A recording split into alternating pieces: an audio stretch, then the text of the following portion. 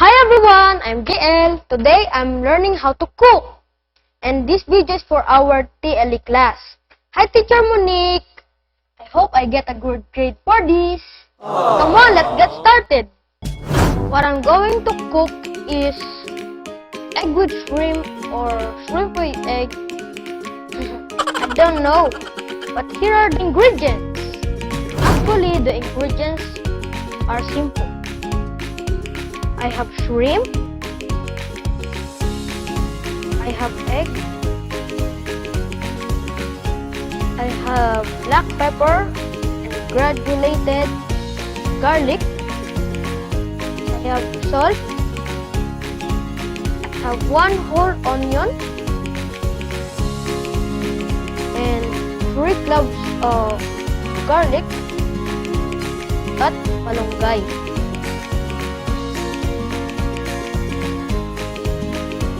So here's the procedure. I have to chop this garlic. Kailangan mapino. So dahan-dahan lang tayo para tayo masugatan.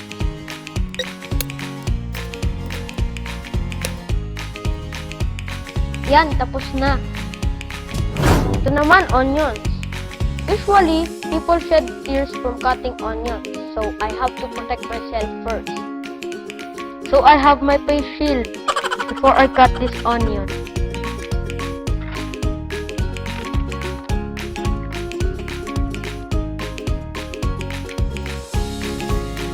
It's done! Yes! Success! Di ako umiyak! Now we put some ingredients to the shrimp. But first, we wipe it with paper towel to dry it from its water. Now we put some garlic, some of onion, and a drop of sesame oil, and some of black pepper, and garlic, a little bit of salt according to taste. Now we mix it well.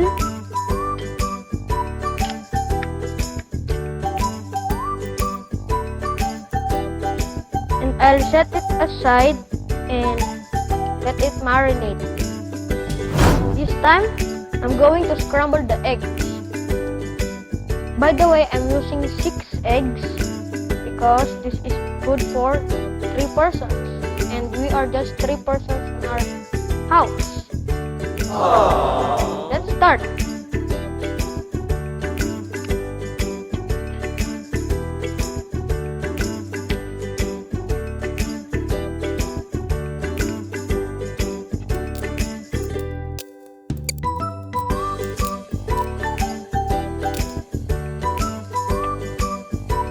Last one.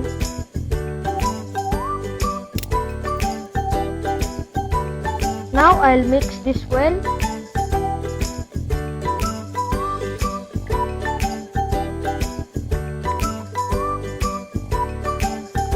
I'll put a little salt in it.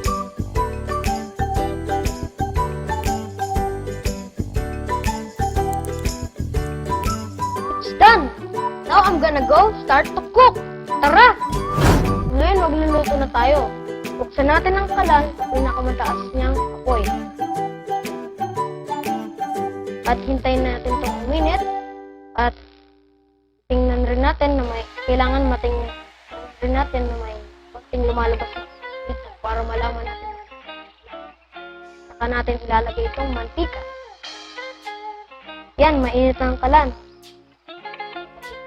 Mantika.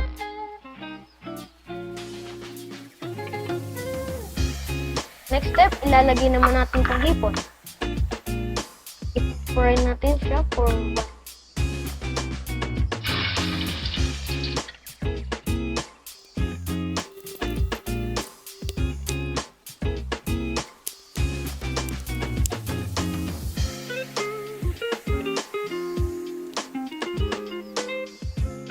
Oh, okay na to.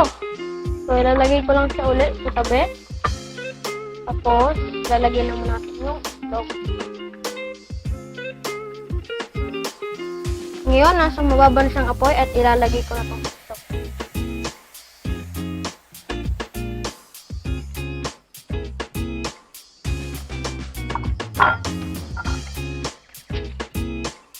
So, kailangan maluto muna. Tapos, pagka naluto na yung mga nasa gilid, lalagyan natin sa gitna para liquid parts na to maluto. Kailangan lang rito ng tiyaga kasi mahina ang apoy. Kailangan lang maluto ng konti yung itlog at saka natin ihalo yung hipon.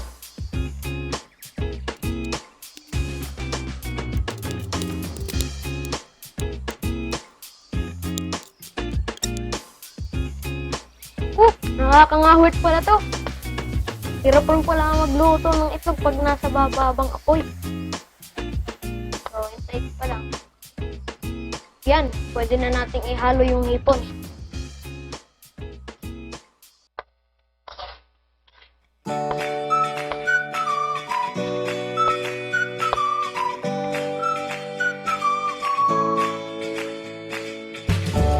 Ngayon naman, hahaluan ko naman siya ng malunggay.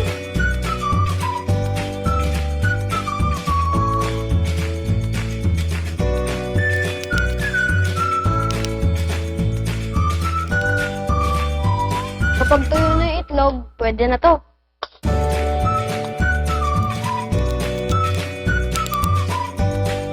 Pagod! Napakahirap pala nito.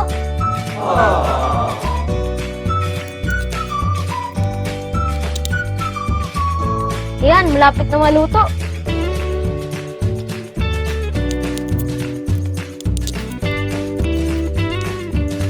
Ayan, luto na. Lalagay na natin ito sa bowl. Okay na to, lalagay ko na sa plate.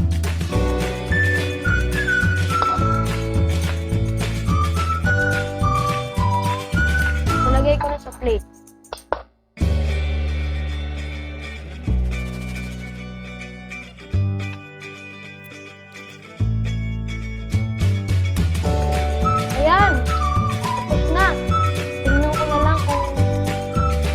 Papasa ba itong lasa na to sa mami ko? Ito na yung niluto ko. Sana approve kay mami. Ito po.